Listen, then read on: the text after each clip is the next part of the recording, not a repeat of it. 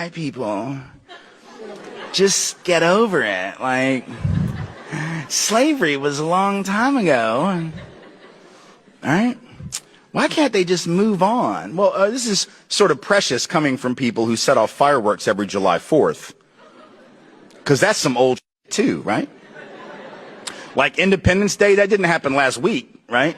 We didn't break away from the British last Thursday. That's some old shit. But we're still celebrating that. So when it's stuff that makes us feel good, we love it.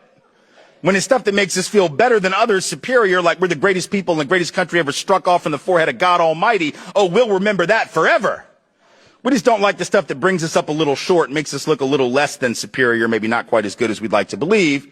If you don't understand why the past affects the present, particularly around issues like enslavement, putting aside the inheritance of wealth and the lack thereof, part of which is certainly an explanation for why currently the median white wealth is 15 times the median African American wealth and 11 to 12 times the median Latino wealth. Certainly that has something to do with history, who had access to resources and who didn't. But putting aside that, let's just understand something. The only reason Donald Trump is president right now is because of a little thing called the Electoral College, which was put in place by folks. See, we got this revisionist history that we've been spinning for the last couple of months about the Electoral College. Oh, you know, it was put in there to prevent tyranny. For real, you think?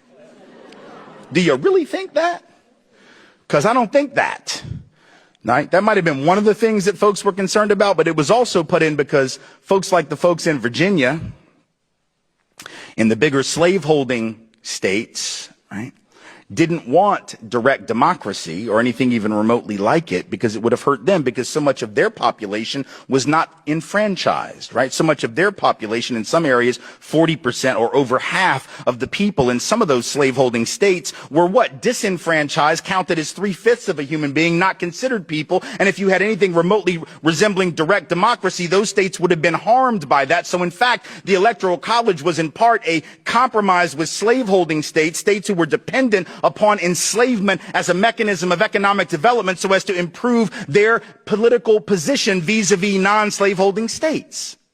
So if you don't understand how slavery, because this is the point, right? Even if you don't think racism was key to Donald Trump's own campaign, which, you know, suggests to me that you might have been asleep for the last several months, even if you believe that, understand that racism in the 1700s, white supremacy embedded in the structure of the country at the founding of the country, is most definitely implicated in his election, because without the obeisance to the Electoral College, without that compromise, we know he would not be president right now. So that is why we have to think about the past, and that is why the past affects the present. See, black